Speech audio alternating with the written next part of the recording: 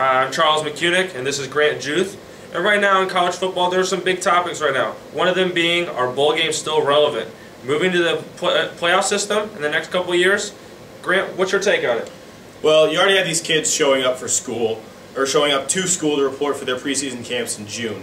And these playoff systems propose for a national champion to be named at least 2 or 3 more games, extending these kids' seasons all the way through January where they're playing games, not just resting where they can be home with their family for the holidays. And that's a major problem for me, that these kids are going to get injured, they're not going to be able to focus on their studies, and just because they will have been in season for 6+ months. And that is just a drain that one cannot take mentally and physically for 4 years when they're risking their scholarship and education to do so.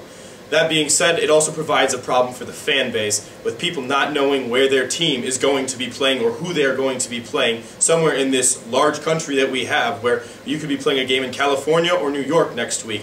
Who knows? And that's going to create a huge problem for travel plans for people who want to go watch their school play. And the last thing that really just kind of bugs me is that how the BCS would rank these teams to get into a playoff system. Right now, the SEC is definitely the heavy favorite for conferences in the BCS system. They currently have 2 teams ranked in the top 4 if they were to go to a 4-team playoff, and they have 4 teams ranked in the top 8 and 6 in the top 10. It's very much it would very quickly turn into a contest of which SEC teams can dominate this tournament, and I just don't think that's fair to the other schools that won't be seeing revenue, like the Big Ten, ACC, and Big East, that won't be seeing revenue for their conferences to grow from this playoff system. And that's just kind of how I think that it's not really cutting it fair with how the BCS rankings would turn out in this playoff system. Definitely. For me, on the other side, I think that we should scrap the bowl games. I think the bowl games need to leave. You look at just the playoff format, 4 teams. This is what it's going to be in the next couple years.